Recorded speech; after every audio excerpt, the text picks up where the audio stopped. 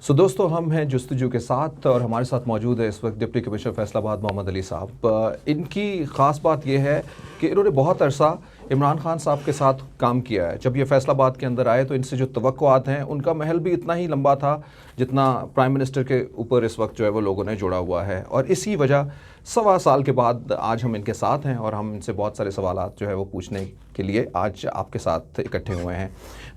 सबसे पहले good governance जिसकी बात भी होती रही और आप गुड गवर्नेंस होती है तो हुकूमत का मोरल भी जाता है और आपकी एफिशिएंसी भी जो है वो होती है। लेकिन गुड गवर्नेंस के अंदर हमने देखा कि बहुत सारे लोगों को मसाइल भी आते हैं, सवालात भी उठते हैं। उसको क्या आप उसी तरीके से इन लेटर इन स्पिरिट जो है वो कर पाए?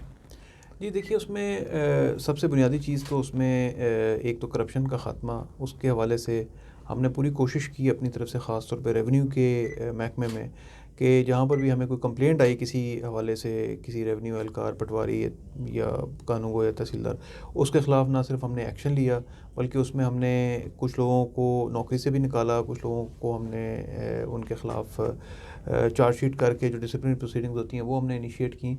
दूसरे नंबर पे इसमें फिर इनएफिशिएंसी का एलिमेंट आ जाता है या बहुत सारी प्रोसीजरल उसके अंदर हर्डल्स आती हैं, तो वो ईज़ ऑफ डूइंग बिज़नेस में हमने उनको सिंप्लीफाई करने की प्रोसीजर्स को कोशिश की ताकि लोगों का काम जो है वो ख़ास तौर पे बिज़नेस कम्युनिटी या एक इन्वेस्टर जो है उसको जितना हम कंड्यूसिव एक एनवायरनमेंट दे सकते हैं वो हम दें।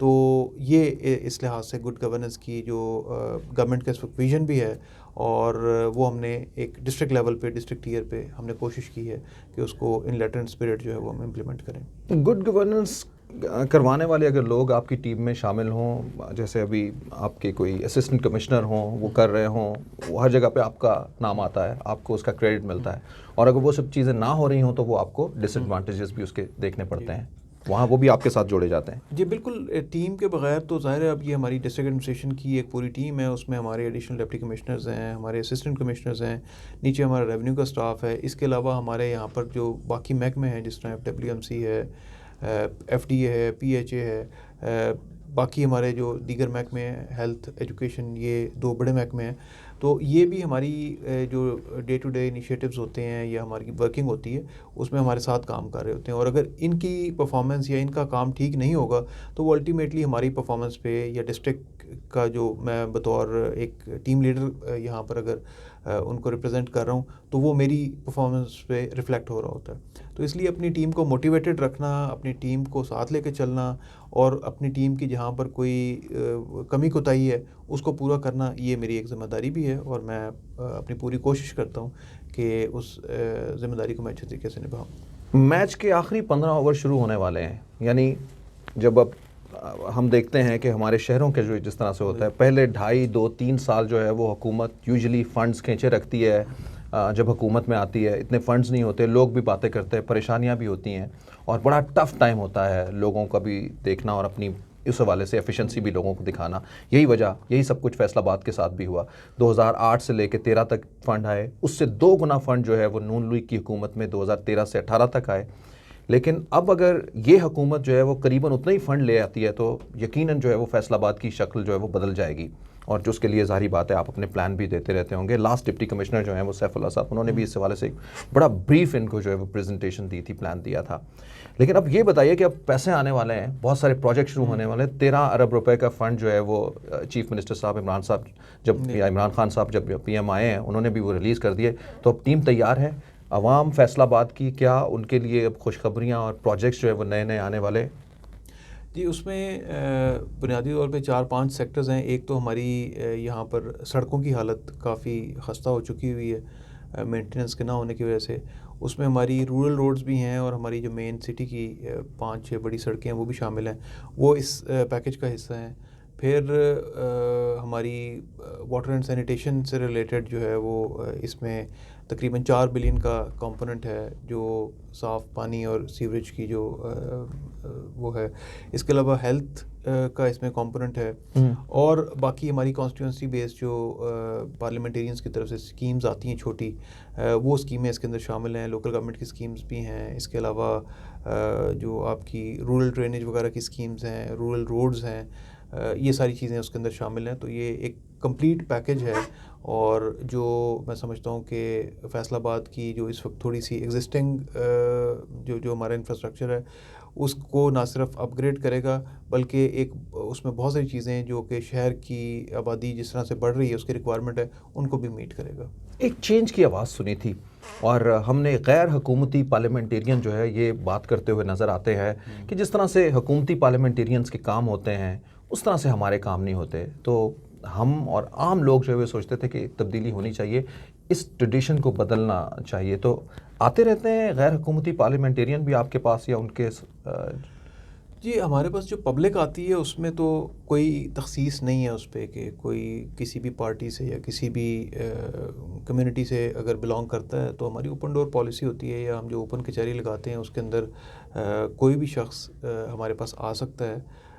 बाकी चूँकि रूलिंग पार्टी का थोड़ा सा हमारे साथ ज़्यादा फ्रीक्वेंट इंटरेक्शन होता है गवर्नमेंट की पॉलिसीज़ को और वो सारी चीज़ों को ज़्यादा करीब से देख रहे होते हैं और उनको उस तरीके से जिम्मेदारियाँ भी गवर्नमेंट की तरफ से मिली होती हैं तो उनसे हमारी इंटरेक्शन ज़रा ज़्यादा होती है।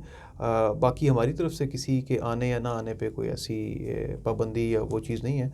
मैं वैसे भी ओपन डोर पॉलिसी पे बिलीव करता हूँ। मेरे पास तकरीबन हर तबका फ़िक्र के और हर कम्युनिटी के लोग आते हैं तो अगर मैं ऑफ़िस में हूँ तो मैं किसी को कोशिश करता हूँ इनकार ना करूँ, उनको मिल के उनकी बात सुनते हैं और जिस हद तक मुमकिन होता है हम उनको रिलीफ प्रोवाइड करने की कोशिश करते हैं। एक साल के अंदर फैसलाबाद एक बड़ा हार्ड बैटल ग्राउंड रहा होगा आपके लिए।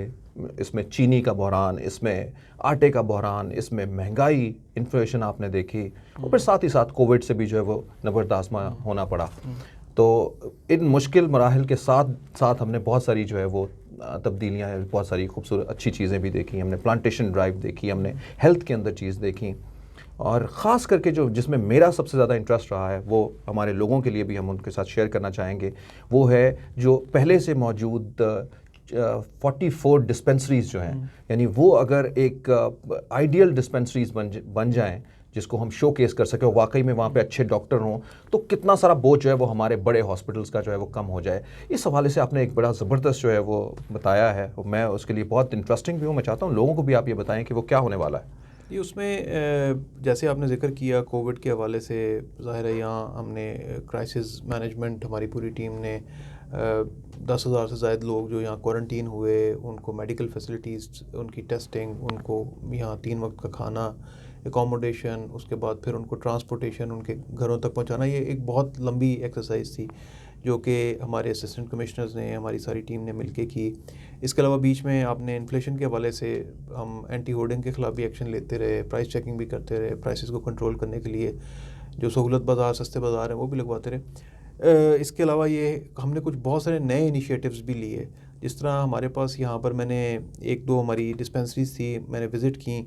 बहुत प्राइम लोकेशन पे बड़ी अच्छी फैसिलिटीज़ बन सकती हैं मगर वो अंडर यूटिलाइज हो रही थी और उसमें गवर्नमेंट की तरफ से स्टाफ भी था, कहीं मेडिसिन नहीं थी, कहीं कोई बेसिक जो इक्विपमेंट है वो अवेलेबल नहीं था, कहीं कोई पैरामेडिकल स्टाफ मिसिंग था, कहीं कोई पोस्ट वेकेंट थी। तो उसमें हमने उन मिसिंग फैसिलिटीज़ की एक असेसमेंट की और उस असेसमेंट की बुनियाद पे हमने प्राइवेट सेक्टर को ये दावत दी कि वो हमारे साथ एक पार्टनरशिप में आए और वो एक डिस्पेंसरी को हमने उसका नाम रखा है अडॉप्ट अ डिस्पेंसरी प्रोग्राम। अब उसमें पहली हमारी डिस्पेंसरी जो है वो चिनाब क्लब ने अडॉप्ट की है जिसमें तकरीबन 5 मिलियन के करीब जो है वो उसकी बिल्डिंग को रेनोवेट कर रहे हैं और उसके अलावा उसके अंदर जो ह्यूमन रिसोर्स रिक्वायर्ड है वो प्रोवाइड करेंगे। जो गवर्नमेंट ने दिया उसके अलावा ज़ाहिर है हमें और भी उसमें मेडिसिन्स जो हैं या बेसिक इक्विपमेंट और बाकी वहाँ फर्नीचर वगैरह सफाई के लिहाज से जो चीज़ें वो सारा कुछ ये प्रोवाइड करेंगे। जो वहाँ स्टाफ होगा उनको गवर्नमेंट की तनख्वाह के अलावा स्पेशल एक इंसेंटिव मिलेगा जो कि परफॉर्मेंस बेस्ड होगा। जो हर महीने अच्छा काम करेगा उसको हमारा जो डोनर होगा या जिसने वो अडॉप्ट किया होगा वो उसको 15% जो है वो additional salary as a bonus उसको देगा ताकि उन लोगों की परफॉर्मेंस जो है वो एक तो थोड़ी सी अंडर ऑब्जर्वेशन रह सके और दूसरा ये कि एक उनके अंदर थोड़ी सी कंपेटिटिव स्पिरिट भी आए, वो ज़्यादा बेहतर तरीके से काम करे। और हम कोशिश करेंगे कि ये जो हम अडॉप्ट कर रहे हैं ये हमारे जो फिलैंथ्रोपिस्ट इनको अडॉप्ट कर रहे हैं वो कॉर्पोरेट प्रिंसिपल्स पे इसको चलाएं, और ये हॉस्पिटल्स जो हैं, ये डिस्पेंसरीज जो हैं, ये बड़े हॉस्पिटल्स के लिए फ़िल्टर के तौर पे काम करें।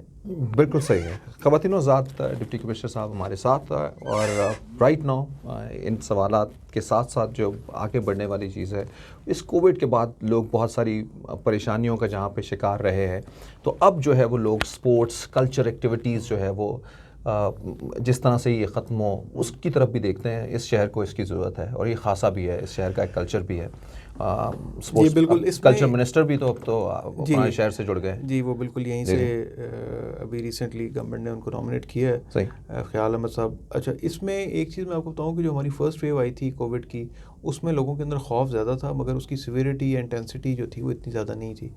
ये सेकंड वेव है, इसमें लोगों के अंदर खौफ नहीं है, मगर इसमें नंबर ऑफ़ डेथ्स जो हैं वो ज़्यादा हो रही हैं। तो मेरी सबसे पहले तो हमारे जो फैसलाबाद के शहरी हैं उनसे ये अपील होगी, रिक्वेस्ट होगी कि वो जो बुनियादी हिफाजती तदाबीर हैं, मास्क का पहनना, अपने हाथ धोना, हैंड सैनिटाइजर्स का इस्तेमाल, सोशल डिस्टेंसिंग का ख़्याल रखना, पब्लिक गैदरिंग्स पे ना जाना, ये 3-4 बुनियादी चीज़ें जो हैं इनका ख़ुसूसी तौर पे ख़्याल रखें, अपने आप को महफूज रखें, दूसरों को महफूज बनाएं। और फिर उसके साथ स्पोर्ट्स, ज़ाहिर है एक वो है, स्पोर्ट्स में हम एक लिमिटेड हद तक लोगों को इजाज़त भी दे रहे हैं, और 200 की गैदरिंग गवर्नमेंट की तरफ से उसकी उस हद तक इजाज़त है।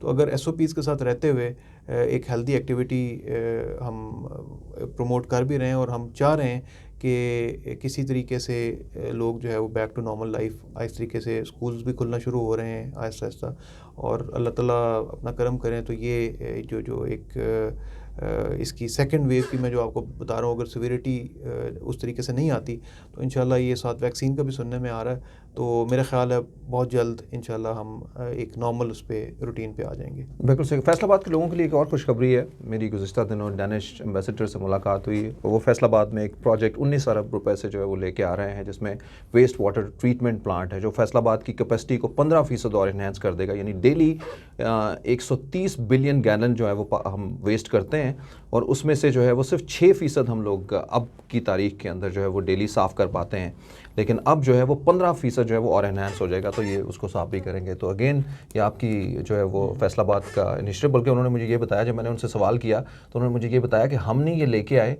ये फैसलाबाद वाले जो है वो हमें लेके आए हैं इसके लिए। तो अगेन ये आपके लिए, वासा के लिए जो है सबके लिए एक बड़ा ज़बरदस्त इनिशिएटिव है। फैसलाबाद की ब्यूटिफिकेशन के लिए आपसे बात होते हुए जो है वो ये बताया, कुछ आपके रह गया हो कि मैंने ये जो है, क्योंकि फैसलाबाद बहुत स्पेस है अभी भी इसकी ब्यूटिफिकेशन के लिए। जी, हमारे बहुत सारे जो बड़े रोड्स हैं, हमारे चौक हैं, हमारी ख़ास तौर पे कनाल है, इसकी ब्यूटिफिकेशन के हवाले से हमने बहुत सारे इनिशिएटिव्स जो हैं वो प्लान किए हुए हैं, और शहर के जो एंट्री पॉइंट्स हैं उन पे कोई इस तरीके की हम बनाना चाह रहे हैं। तो वो चूँकि ये हमने करना है, हमारे फिलैंथ्रोपिस्ट हज़रात हैं उनके साथ कोलैबोरेट करके, तो ये बीच में कोविड की वजह से और हमारी जो बाकी मसरूफियात हैं इनको हम उस तरीके से फ़ोकस नहीं कर सके।